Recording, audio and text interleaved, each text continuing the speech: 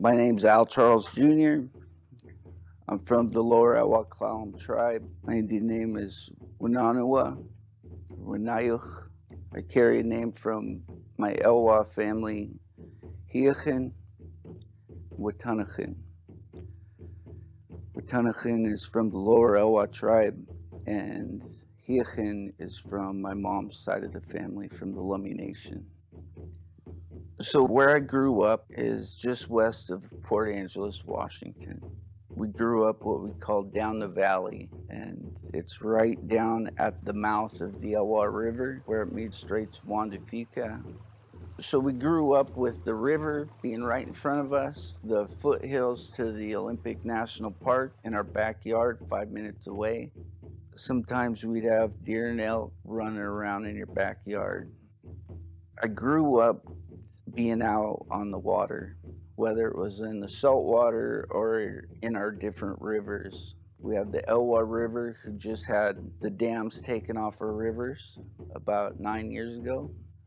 So that's how I grew up, was having two hydroelectric dams on our river system that come down to our valley. And to the west of Elwha is, let me see, you have Joyce, Washington, then you have Clown Bay, CQ, and then Nia Bay. There wasn't very much out there. So being a commercial fisherman, we got a lot of opportunity to travel the peninsula, and we'd get to see all the different beaches out there, and then the mountains, back behind it, which was the Olympics. We grew up hunting all through that area. So to the west of Elwha, there isn't very many people at all, very many towns. Lots of woods, lots of beach. We have everything back in Elwha. We have our rivers, we have our streams, we have our salt water, we have our mountains. And it's all within 10 minutes of any which way you go. You're going to run into one of those things. I started carving as a young child using X-Acto knives, pocket knives. Most people would just call it whittling. In Lummi, my Aunt Joyce Tommy was a mask maker and a pole maker. Growing up, they'd tell us stories of where these different carvings came from and why we make them the certain ways we make them. I think I was 14 years old, and I started teaching our carving class for our summer youth programs. And then I started working with the neighboring tribes, with the Jamestown tribe, Port Gamble tribe, carving with them, doing the same thing. I was teaching the summer programs. And I think it was 1988, maybe 1987. A big, huge log ends up behind our tribal center. And one of our elders, his name was Richard Mike, and he was outside chipping off all the sapwood off this big log. And he finally shared with us that he was building an ocean canoe. And being a carver myself, I wanted to help. And my job was to pick up his wood chips. And that's what I did. I'd go there and I'd pick up the wood chips and I'd clean the area up and move around wood for him, or blocks of wood for him, stacks of wood. But as far as carving, I didn't get to touch the canoe. Over a period of a year to a year and a half, we watched this log get transformed into a hull of a canoe. It was a 32-foot canoe, and they named it Nikita. And Nikita was an Elwha princess that passed away when she was a young teenage girl. And I start watching more and more people show up, men show up, and they were busy making paddles, and they're making bailers, and they were getting ready to, take the canoe out. That day finally came. Richard Mike handed me a paddle, and he said, "I made this for you. Thank you for helping."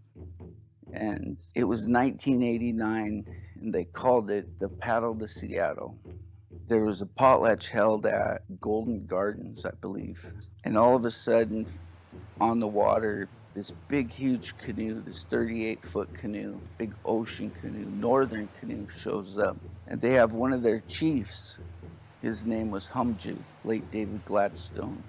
And he's dancing the hamatsa in the front of their canoe. Well, it's pulling into Golden Gardens Beach. When it was their turn to share on the main floor during this potlatch, one of their chiefs got up and he explained how they come to get this canoe, how they all came together as a tribe and learned their different songs and their different dances for their people of Bella Bella. And they issued a challenge to everybody there that was in Seattle. That it was a challenge was to come up to their village. Bella Bella is up in the northern part of Queen Charlotte Sound. It's an island way out in the middle of nowhere, and they issued a challenge to everybody there to come to their village in 4 years for a potlatch, and they named it Gatwas. Gatwas means many canoes in one place.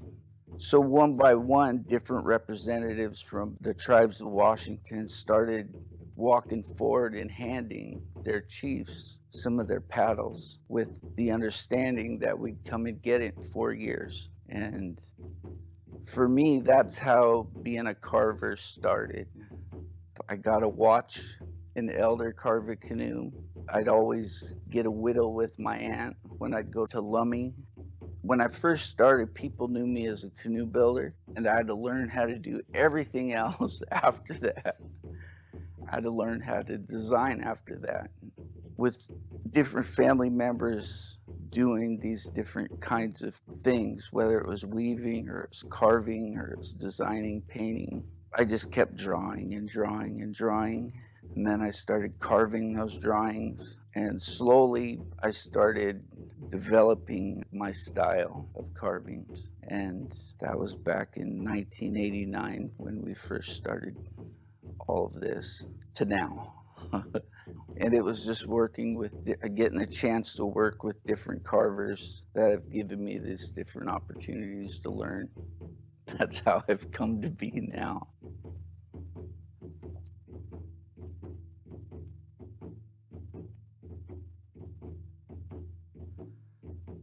A lot of people know it as the Peabody comb.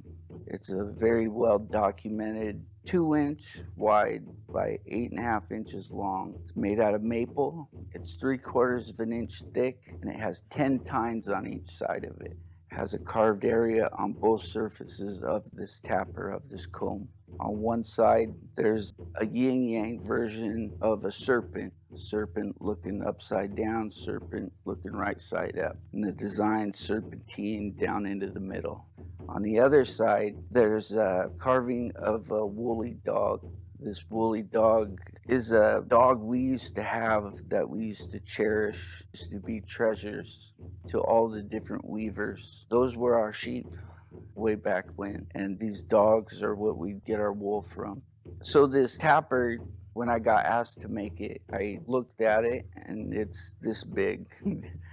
It's not very big at all, but there's 10 tines on each side of it, 10 fingers. And once I started carving this tapper, I started realizing how complex this little carving was. But I didn't use a bandsaw and I didn't use a chainsaw. I used our traditional elbow adzes and D-adzes and our knives. And after each step, I take a picture. And so I go from the half round to the true thickness and the length of it, and then I just kept taking pictures. After I shaped it, take a picture. After I carved out where the tines are going to be on each side, I took a picture, and all the way to the point of where I started carving it.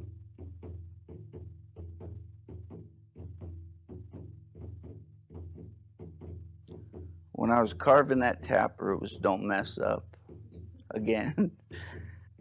I don't know, for a lot of things that we use, I think back on all the different collections we've gotten to look at, where we actually get to grab the piece and pick it up and touch it, hold it, measure it, take pictures of it. While I'm carving now, a lot of the times when I have my hand tools, whether it's my knives or it's my elbow adzes or D-adzes, I'll think back, 5, 6, 700 years and think of, a grandpa sitting on the beach carving something and what they would be using, whether if it was a stone tool or if it was like I said, a sharpened shell. It's amazing how much technology we have right now, If you came to my shop, I can almost guarantee you I have a very high percentage of every power tool you could ever need as a woodworker. But when it comes down to the actual carving part of what we do, there's no substitution that I've come to find. It's still done by hand. We use handheld knives and elbow adzes for all of our finish work now.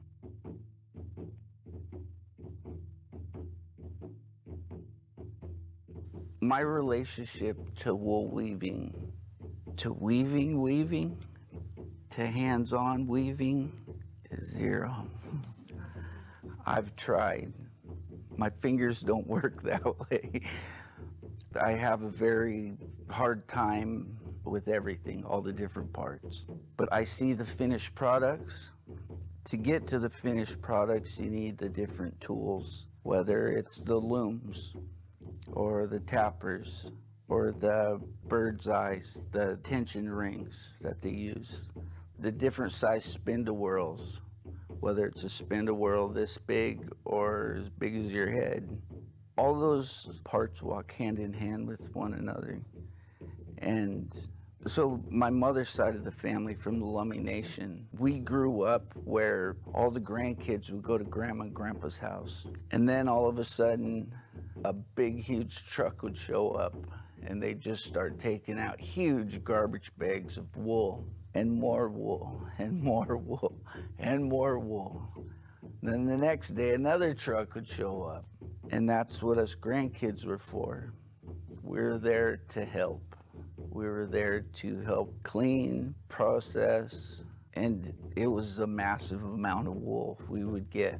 But the Woven in Wool show, that's what I think of, is I think of standing in these horse trough things, washing wool, spinning the wool and balling the wool. And then seeing the massive amounts of hats and jackets and vests and leggings and mittens and socks that my uncles and aunts would make from it. And with our family, we would see these wool blankets or these wraps or these tunics. As a kid, I didn't realize not everybody had these things. I thought everybody had these things. We would go to Lummi to go visit family up there. They're very proud to know, that she was weaving and doing all these different, making all these different things, whether it was a shawl or it was a blanket or a wrap or a tunic of some sort. So there's a huge amount of pride that I feel, of course, when I see all the things that are in a museum, but also when I go to a gathering, when I go to some sort of a potlatch or a naming or a memorial, and you walk into the room and you don't just see a few blankets wrapped around people anymore. You see a whole sea of people wearing these different pieces, whether it's a headband or a tunic or a wrap or shawl, blanket. The great part, I can say, is that it's still practiced. We're still doing those things. And it's being passed on the best we can remember, the best that you can remember. And that's all we can really hope for, I guess. We're still doing it.